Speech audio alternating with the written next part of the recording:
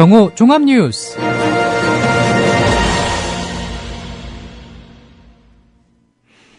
(4월 6일) 국민라디오 정오 종합뉴스입니다. 먼저 오늘의 주요 뉴스입니다.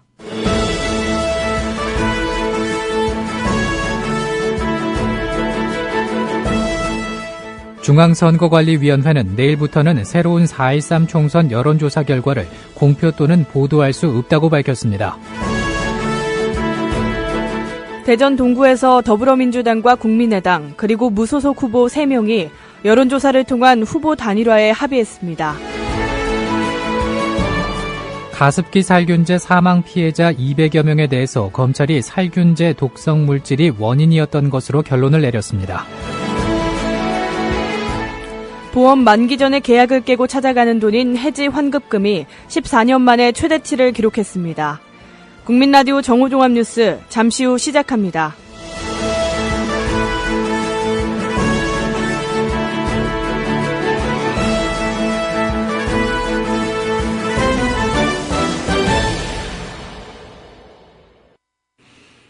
중앙선거관리위원회는 내일부터는 4.13 총선 여론조사 결과를 공표 또는 보도할 수 없다고 밝혔습니다. 공직선거법에 따르면 선거일 전 6일부터 투표 마감 시각까지의 기간에는 정당이나 후보 지지도에 관한 여론조사 결과를 새로 공표하거나 인용해 보도할 수 없습니다.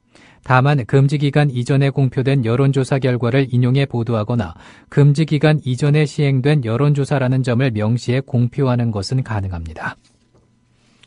더불어민주당은 광주의 경제를 살리고 일자리를 창출하기 위해 삼성 미래차 산업을 광주에 유치하겠다고 공약을 내걸었습니다. 더민주 김종인 대표는 오늘 오전 당대표 회의실에서 기자회견을 열고 광주 서구을 양향자 후보의 공약을 중앙당 차원의 공약으로 승격해 총력 추진하겠다고 밝혔습니다. 또 이를 위해 관련 법률에 따른 정부 보조금 확대, 각종 세제 지원 등 파격적인 인센티브도 제시하겠다고 약속했습니다. 김 대표는 광주 경제에 큰 역할을 하던 삼성 백색가전이 해외로 이전했지만 기성 정치인들은 지역 경제 발전에 대한 깊은 고민이 없다며 국민의당 현역 의원들을 겨냥했습니다. 대전 동구에서 더불어민주당과 국민의당 그리고 무소속 등 후보 3명이 여론조사를 통한 후보 단일화를 하기로 합의했습니다. 여론조사 방법은 정당 이름이나 양력 소개 없이 이름만 공개해 실시하기로 했고 2개 기관의 결과를 합산하기로 했습니다. 대전 동구는 새누리당 이장우 의원이 현역으로 있는 지역으로 더민주 강래구, 국민의당 선병렬, 무소속 이대식 후보가 단일화가 되면 사실상 여야 1대1 구도가 이루어집니다. 제20대 총선을 앞두고 후보자들의 각종 토론회에 새누리당 지도부 불참이 이어지고 있습니다. 지역 언론사 토론회 불참은 물론 불참 시 과태료 400만 원이 부과되는 중앙선거관리위원회의 법정 선거 토론회 불참도 이어지고 있습니다.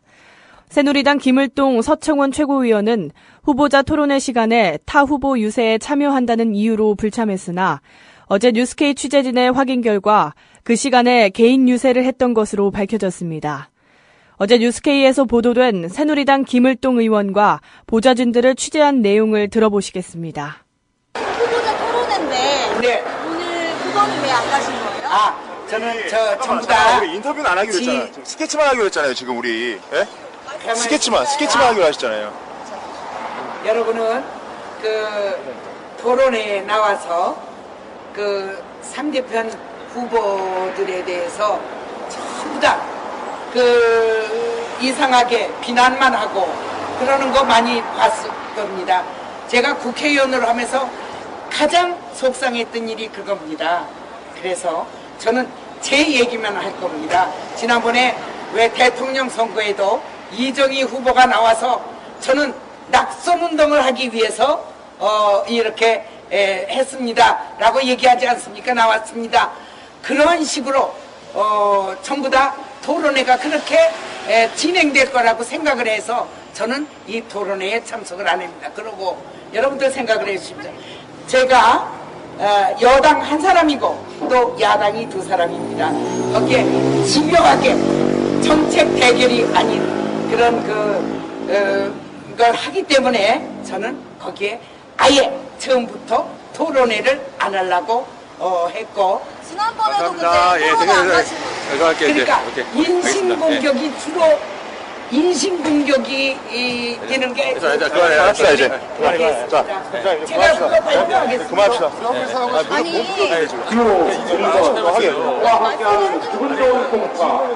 어찌됐든 이것 때문에 오신 거 알아서 처음부터. 예? 근데 우리 말고도 불참하는 사람도 많이 있잖아요.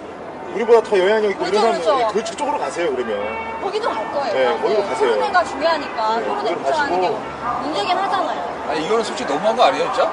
근데 이거 방식이 아니 나오는 지금 거예요. 선거하고 처음부터. 되게 예민한 시기에 이런 식으로 하면 좋았어요. 뭐했어, 진짜? 그런데 예? 어디 사주 받고 왔어요? 아니요. 그냥 취재하러 왔습니다. 선거하고 다 엄청 예민한 시기들인데 다들 진짜 저희도 다 지금 선대위 위원장이 맡아가지고 지금 여러 가지 계속 공부하고 지역 유세할 시간이 없어요 하면서 어제도 계속 선대위 갔다 왔다 오늘 아침에도 가고 계속 다녀요 여기저기. 그리고 도와달라는데 계속 도와줘야 되고 그런 입장에서 저희도 어쩔 수 없이 지금 상황을 진행하고 있는데 저희한테 협조를 좀 구하시고 하셔야죠. 그런데 저희가 아예 사전을 근데 합의를 안 구한 건 아니고 오늘 일부러 찍으러 오신 거잖아요. 이거 우리 알고 있었다고 오늘. 그러니까 일부러 찍으시는 걸 알고 있었다고 다른 이런 데서도 부분에 이거 궁금해하시죠? 이거를 이런 것도 여기서 언론에서 그냥 꼬투리 잡아가지고 그런데 내시려고 사실 하시는 거잖아요. 의도적이신 거 아니에요 이런 것도.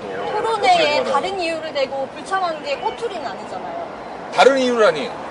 본인이 그 의원실에서 말하길 다른 후보 지원 인사 때문에 아니 다른 후보 지원 유세 많이 다녔어요 지금까지. 지금까지 그거는 저희 상관없고요. 오늘 토론회에 지원 인사 때문에 불참하겠다라고 하셨으면서 손바 돌면서 지금 유세하고 계시잖아요. 지원 유세 갔다 왔습니다 오늘. 저희가 다른데 지원 인사 갔다 온 게 궁금한 게 아니라 확인하세요. 네네 확인할게요. 네? 토론회 시간에 2시 반부터 6시에 다른 후보들은 거기 가서 토론회하고 있는데 지금 김 후보님은 본인 유세하시는 거 맞잖아요. 그거는 사실이잖아요. 다음 뉴스입니다.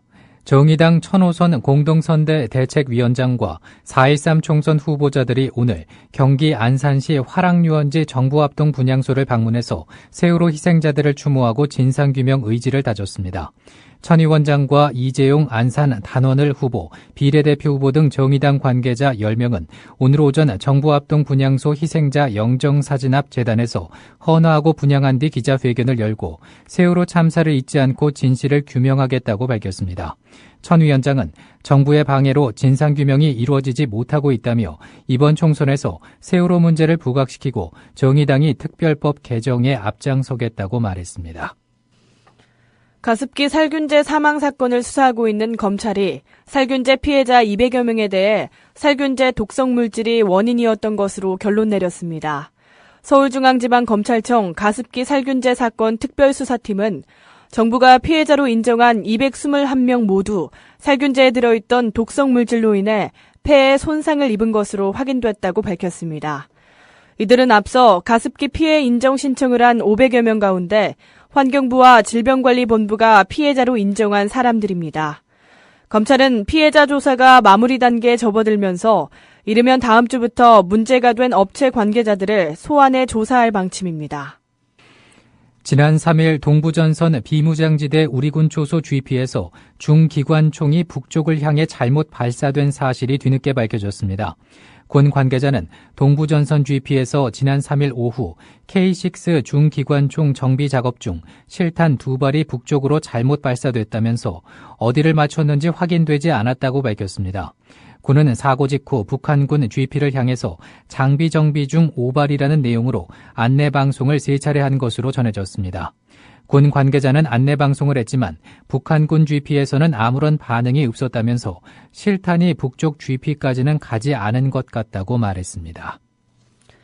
이재명 성남시장은 자신을 처형해야 한다는 악의적인 게시물을 SNS에 작성하거나 유포한 24명을 경찰에 고소했습니다. 이 시장은 이재명 총살 위협 게시물을 지난달 29일 자신의 페이스북에 올린 최초 작성자 강모 씨와 이를 SNS에 공유한 서울 노원경찰서 김모 보안과장 등 24명을 모욕죄, 협박죄, 공직선거법 위반죄 혐의로 어제 분당경찰서에 고소했다고 밝혔습니다.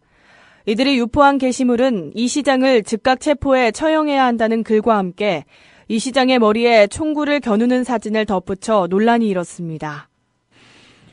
말을 듣지 않는다는 이유로 3살짜리 조카의 배를 걷어차 숨지게 한 혐의로 구속된 20대 이모가 숨진 아이는 자신이 낳은 아이라고 말한 것으로 드러났습니다. 또 아이는 함께 사는 형부에게 성폭행을 당해서 가지게 됐다고 진술했습니다.